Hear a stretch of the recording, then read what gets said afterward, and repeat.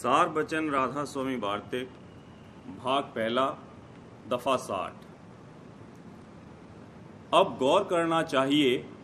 कि ऐसे ज्ञानियों में और तीर्थ और मूर्ति पूजा करने वालों में क्या फर्क किया जावे, बल्कि ये बेहतर है कि वे अनजान हैं और समझाए से समझ सकते हैं, और वे जो ज्ञानी हैं जानबूझकर माया की तरफ मुतवज्जह होते हैं और समझाने वाले को नादान और ईर्ष्यावान कहकर उसका वचन नहीं मानते। सबब इसका ये है कि पूरा गुरु दोनों में से एक को भी नहीं मिला। जो सद्गुरु मिलते तो इनसे भक्ति मार्ग की रीति से सूरज शब्द योग का अभ्यास कराते, तब कैफियत आप खुल जाती, यानी पहले सफाई मन की और प्रेम प्राप्त होता और फिर स्वरूप के दर्शन इनको अंतर में मिलता और उसका आनंद आता। तब इस मृत्यु लोक के भोगों की वासना और आशा न उठाते और ऐसे रगड़ों और झगड़ों में जिसमें कि अब ये लोग फंसे मालूम होते हैं ना पड़ते। दफा 61। यही हाल गृहस्थियों का, जिनको ऐसे वाचक ज्ञानियों का संग हुआ दिखलाई देता है। जबान से तो अपने तई ब्रह्म बताते हैं और बर्ताव और रहनी जो उनकी देखो तो संसारियों से कुछ कम नहीं मालूम होती है, और अपनी समझ बूझ का अहंकार दिल में ज्यादा मालूम होता है। ये अहंकार सब पापों का मूल है। जिसको अहंकार आया वही नीचे गिरा। फिर जैसे ये और जैसे इनके उस्ताद सिखाने वाले भीख और पंडित दोनों काल और कर्म और माया के चक्कर में पड़े हैं और आइंदा अपनी अपनी करनी का फल भोगेंगे। इस रीति से उनका उद्धार या मुक्ति नहीं हो सकती है। दफा 62। आजकल विद्या का विस्तार बहुत है और बसबब हासिल होने इल्म और अक्ल के बाहरमुखी पूजा हरेक को ओछी और फिजूल नजर आती है, और इसमें कुछ शक भी नहीं कि वे सब नकल हैं और उनसे कुछ भी फायदा हासिल नहीं होता। मगर इनको उस उपासना और अभ्यास की जिसमें तन और मन पर दबाव और जोर पड़ता है तलाश बहुत कम है, और ना उसकी मेहनत और दिक्कत किसी को गवारा होती है। इस वास्ते कुल मतों के विद्यावान ज्ञान मत को पसंद करके उस पर एतकाद लाते हैं और वाचक ज्ञानी या सूफी या ब्रह्म ज्ञानी बनते चले जाते हैं, पर अपनी हालत को जरा भी नहीं परखते और न दूसरों से परखाते हैं, और विद्या बुद्धि की दलीलों से लोगों को कायल माकूल करने को तैयार रहते हैं। गौर का मुकाम है कि जब तक काम और क्रोध और लोभ और मोह और अहंकार मौजूद हैं, तब तक पूर्ण ब्रह्म पद कैसे प्राप्त हो सकता है। अगर 2-4 ग्रंथ पढ़कर समझ लेने का नाम ब्रह्म ज्ञान है, तो ऐसे ब्रह्म ज्ञानी बनने में क्या मेहनत पड़ती है। हर एक शख्स जिसको किसी कदर विद्या और बुद्धि हासिल है वही ज्ञान के ग्रंथ पढ़ सकता है, पर सफाई अंतर की मन और इंद्रियों को रोककर और बात है। ये बिना योगाभ्यास के हासिल होना नामुमकिन है। दफा 63।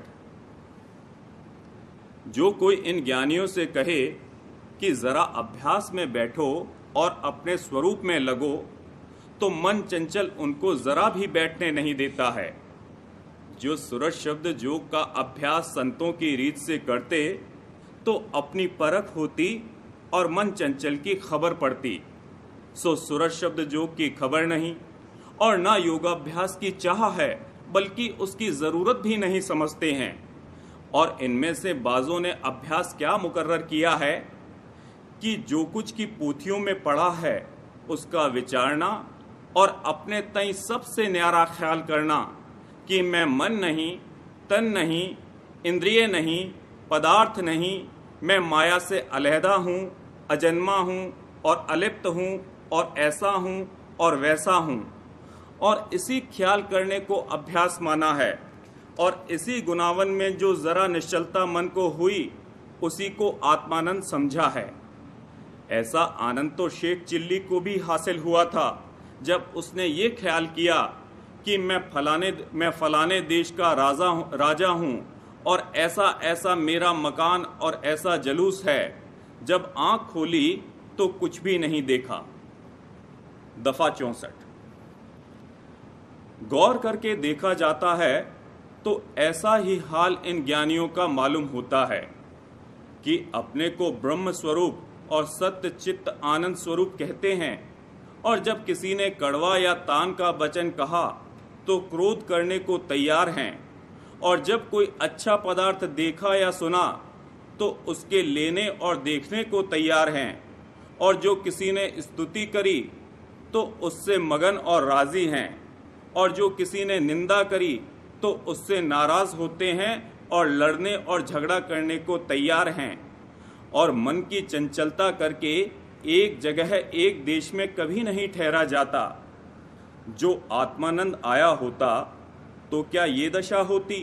कि देश विदेश मारे मारे फिरते और सैर और तमाशा देखने के लिए हर एक से खर्च मांगते फिरते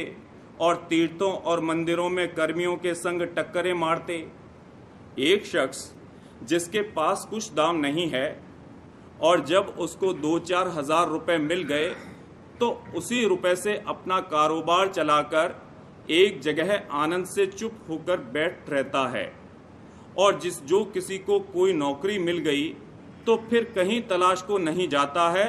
और उसी के आनंद में मगन रहता है और अटक और भटक छोड़ देता है। ये कैसे ब्रह्म स्वरूप ज्ञानी कि अपने को ब्रह्म और आत्मा बतलाते हैं और फिर उनको इस कदर भी उस ब्रह्म और आत्मा का आनंद ना मिला कि 2-4 बरस भी एक जगह बैठकर उसका रस लेते और मेला और तमाशा और बाग और मकानात और देशांतर की सैर के लिए मारे मारे ना फिरते। ऐसी हालत से उनकी साफ जाहिर है कि उनका ज्ञान विद्या ज्ञान यानी बातों का ज्ञान है, असली ज्ञान नहीं है, और आत्मानंद या ब्रह्मानंद जिसकी वे ऐसी बढ़ाई और सिफत करते हैं उनको जरा भी प्राप्त ना हुआ।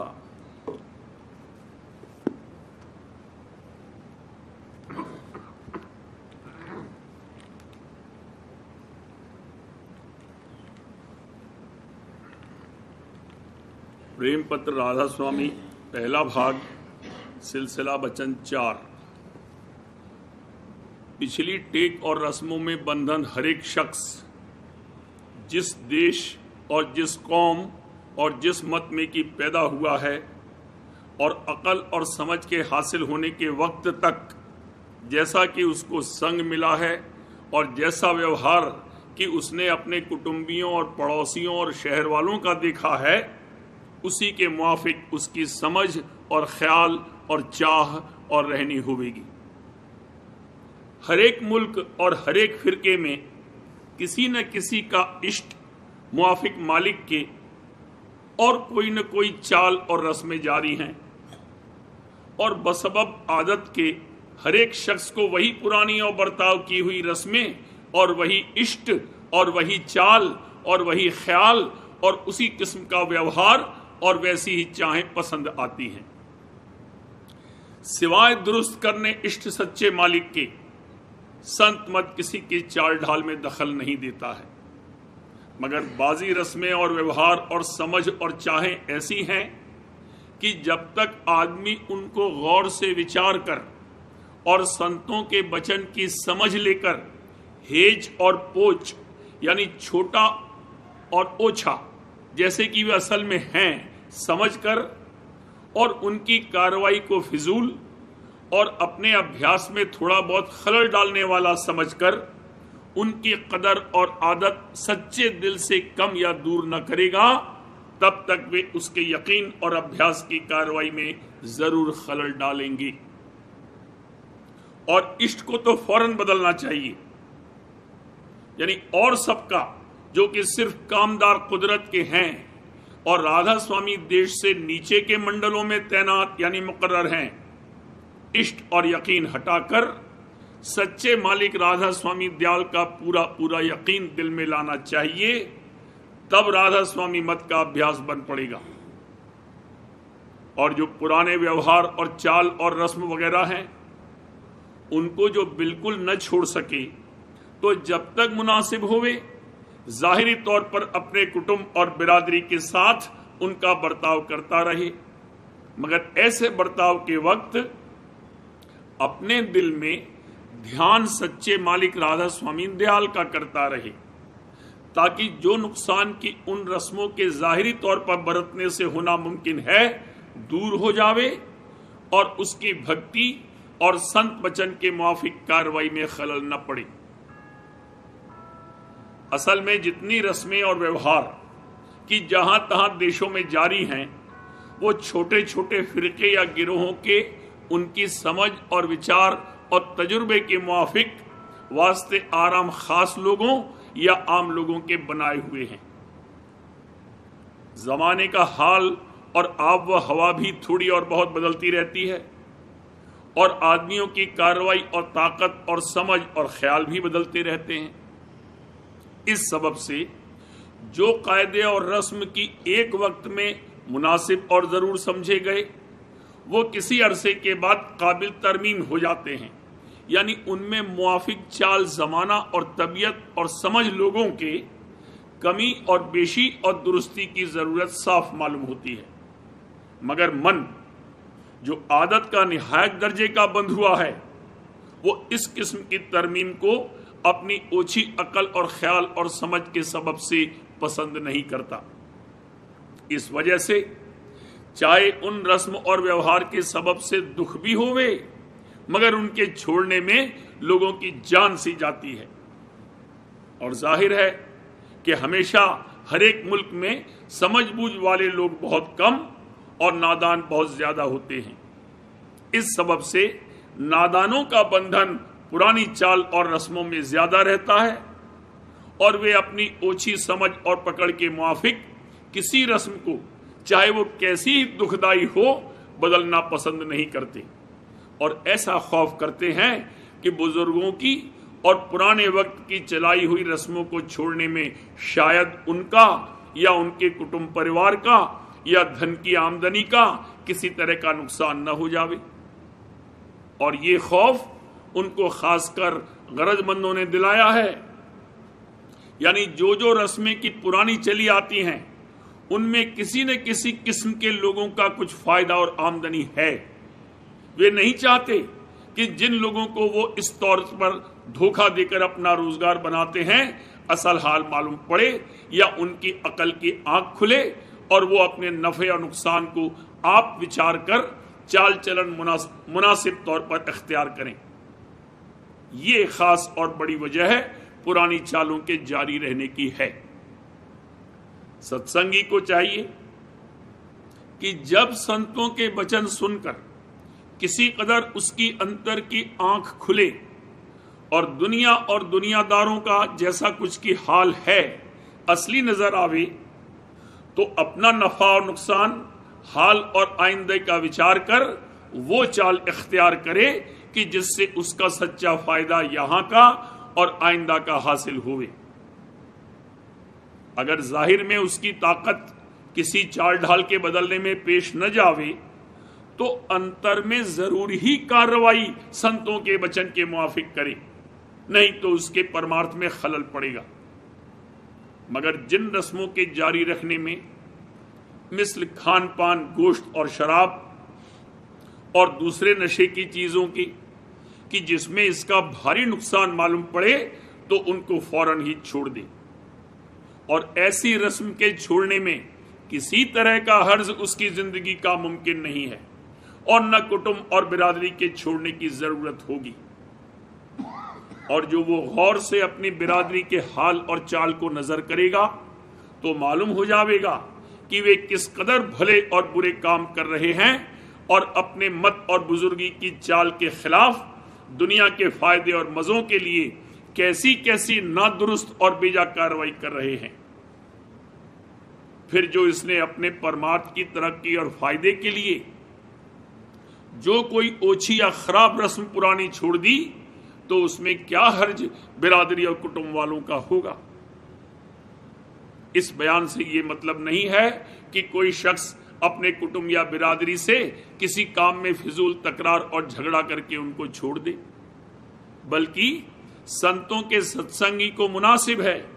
कि जहां तक मुमकिन हुए उन लोगों के साथ अपना मेल जारी रखे। इसमें उनका फायदा बहुत है और इसका किसी तरह का हर्ज या नुकसान नहीं है,